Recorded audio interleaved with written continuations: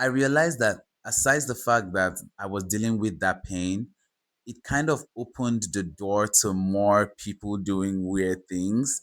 It started from personal relationships to work relationships. And it was just like, whoa, whoa, whoa, whoa, whoa. Why is everybody coming for Pascal? Like, can I breathe? Hi, guys, and welcome back to my YouTube channel. I know this is funny. This is funny. But we just have to go with it for today because honestly, this is more like a test episode of Unpack with PAZ, which is something new. It's not new per se, because I do have videos where I have been unpacking a couple of thoughts when it comes to relationships, when it comes to emotions, when it comes to interacting every day.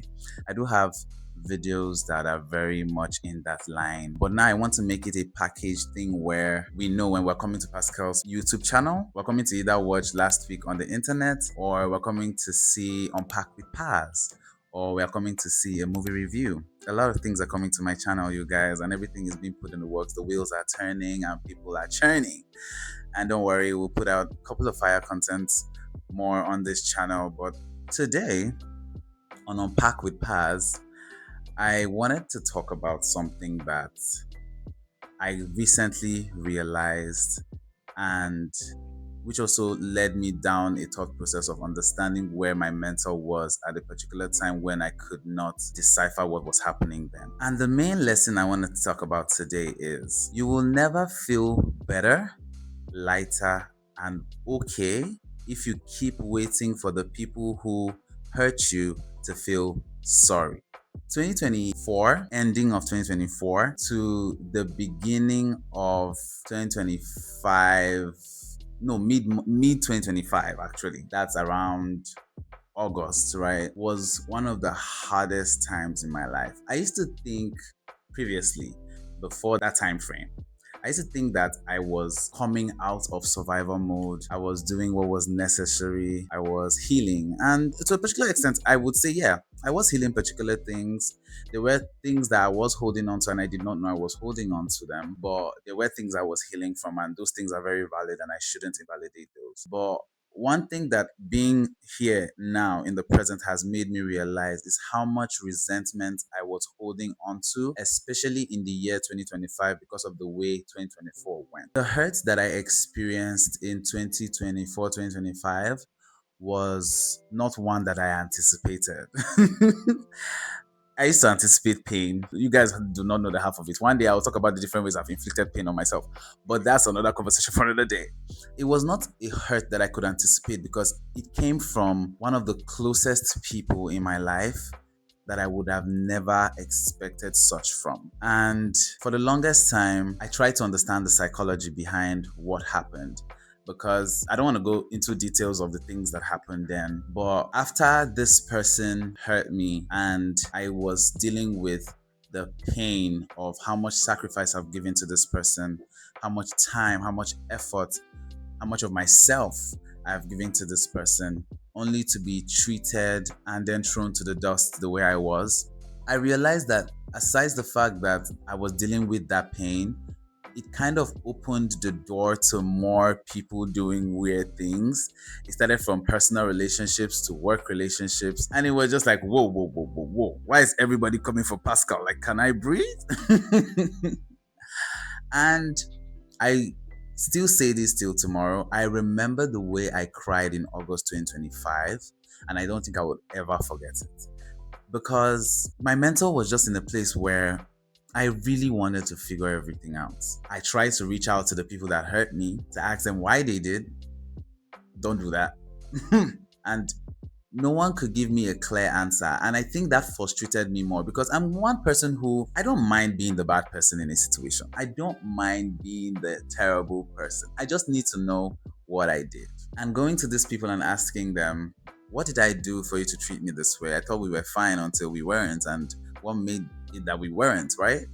And nobody could give me a coherent answer. That frustrated me for a very long time. But then as time kept going and I kept processing, it got to the point where I realized that I might not totally be innocent in whatever situations that I've experienced, and I might have had a hand in the way particular things went, but to a very large extent, a lot of the people that had issues with me and couldn't articulate them. Couldn't do it because they were at a point where even they couldn't articulate why they were angry with me. And it got me to this point mentally where I was like, okay, if we can't articulate the issue particularly, but I can tell you and I can recount everything that has happened to me and what they have done to me, right? I would just try and move on with my life, knowing, and this is the part that still held me back, that one day they would probably come to their senses, right?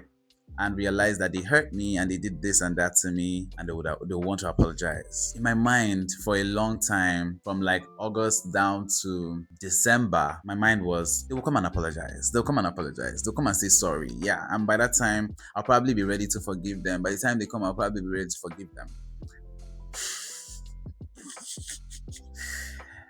Now that I think about it, it was such a childish mindset, but I can see where it was coming from. And a lot of it was coming from a place where I was called understanding a lot growing up, especially by my mother. And I blame her partly for this.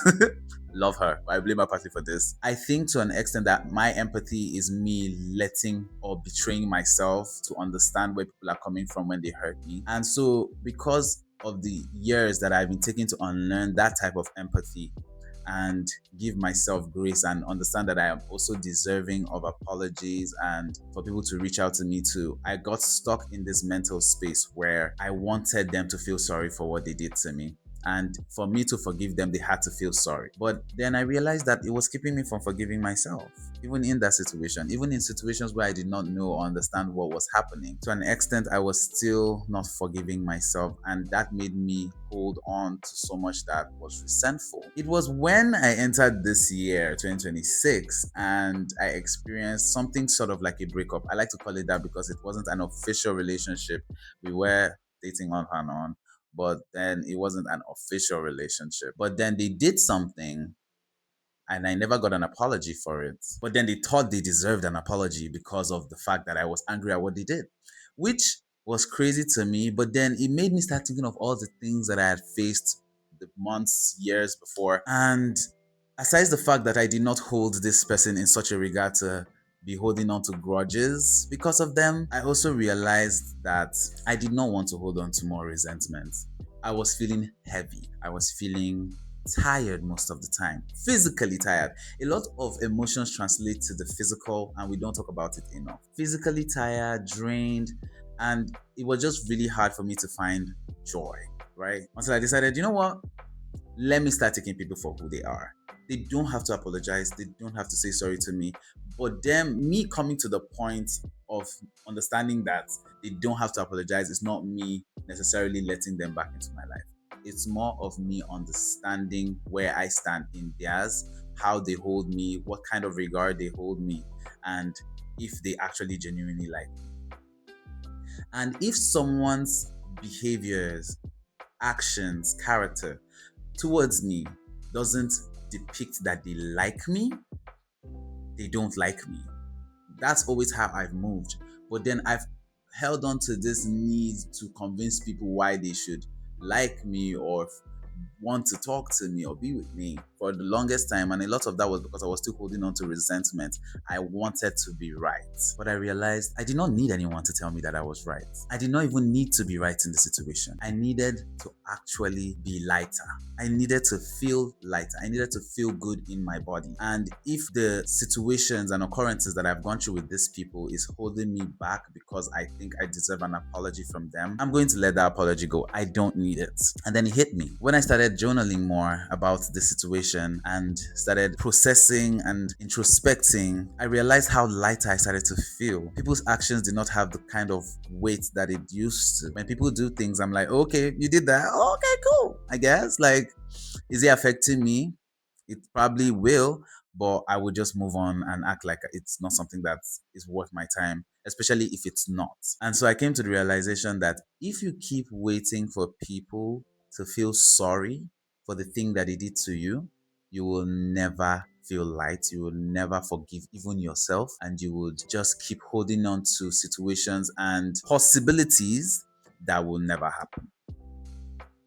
So, my message today is simple. For you to feel better, lighter, more grounded in yourself, happier, in fact. You need to let go of the idea that one day people will feel sorry for the hurt that they have caused you. People might never. They might never even see the wrong in things that they did, but that should not stop you from moving on to better, right? So, yeah, guys, that's honestly what I wanted to talk about today. And I'm happy that this is the first episode because we are moving into this channel lighter, putting in more hard work, putting effort where it needs to be, and where we know we'll see returns, and just basically growing ourselves as a whole. So, please remember to drop a comment if this resonated with you. Share this to someone who you feel needs to hear this. Subscribe, always subscribe. That's very important. Thank you guys for 1,000 subscribers. Love that. And I'll see you guys in the next video. Bye, guys.